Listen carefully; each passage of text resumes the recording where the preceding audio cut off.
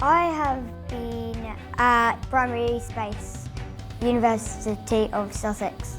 Today here at PrimarySpace we're engaging young kids into doing STEM related activities as well as looking more into the space industry in particular.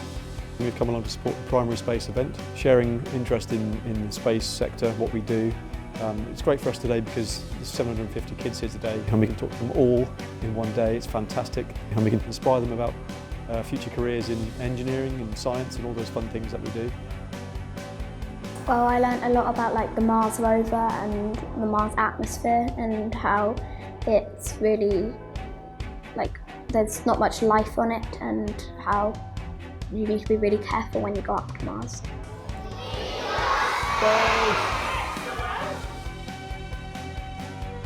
It was really exciting here and really fun. Young kids can go into a career in STEM, especially the space industry. It's a very up and coming industry to be in and very exciting as well. So there's a lot of opportunities, especially for young kids to get into it. I would probably design the way that the rockets would look. I think that would be really fun. And I could teach the new astronauts how to control their body in anti-gravity. Amazing! How does it do that? So how we done it? I am an engineer with Airbus and we've come along to support the PrimarySpace event here today. Now, the focus of me being here today is about robots, okay? And one particularly very special robot. I learned that, well, first of all, we have a space agency here and that we were developing a rover to go to Mars.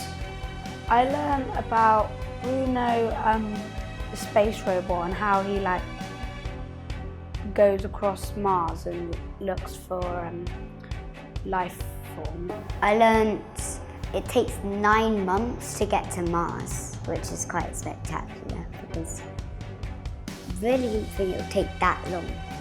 We brought along prototype Mars Rover Bruno with us to show to the young students and hopefully inspire them about future careers in engineering and science. And to come along today, we can reach out to so many students and their teachers.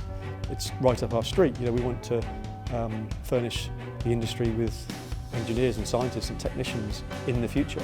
Because Earth and Mars are the right distance from our sun to have liquid water. It's just pointing them in the direction, giving them a clue about what they can do. If they're building Lego at such a young age, they're training themselves to be engineers already. We learned about what spacesuits are like. We put on imaginary spacesuits. It's more than just a spacesuit. It's got many different things in it, even a toilet. There's a toilet in the spacesuit, and yeah, I learned that. We have a lifestyle checks station basically to show the children that they have to be healthy and fit if they ever want to go to space and if they want to become astronauts. We want them to be aware of how important it is to be healthy, to have a healthy weight. Some of them were uncannily good at the actual science identification. We have this here which is you look through these little diffraction glasses over here, and you look through them at the lights, and some of the kids could there was one or two that could just immediately pick out which element it was and just go, oh, this is this one, this is this one. Immediately, and I was like, it's almost uncanny, but yeah, that was quite cool. Well, I do quite like science because it's really interesting to see what predictions and experiments we do. I didn't know that elements, you could see them by wearing these special glasses. It went very good, they are very smart, so they had lots of questions and they were very willing to test everything, and they were very interested in the health topics. It was very surprising that they were into it and they were willing to participate. For reaction engines, I think PrimarySpace is a lot different from other events in the sense that we're targeting kids quite earlier on. A job I do to get to space is building a rocket engine. I want to do that because I quite like the mechanics of engines and see how they work. There's so many different things in space, and most of them have not been discovered yet. It made me think, what if I went out there and discovered something new So what we're doing is making a special engine, a jet and a rocket engine combined, that will allow people to go up to space a lot quicker. It's going to be a lot cheaper. It's great to see that people do still have an interest and passion in space, science and technology as well. And of course you're inspiring a lot of people into getting into the space industry. And in 2020, when the rover launches, they're going to be able to draw upon their experiences of today.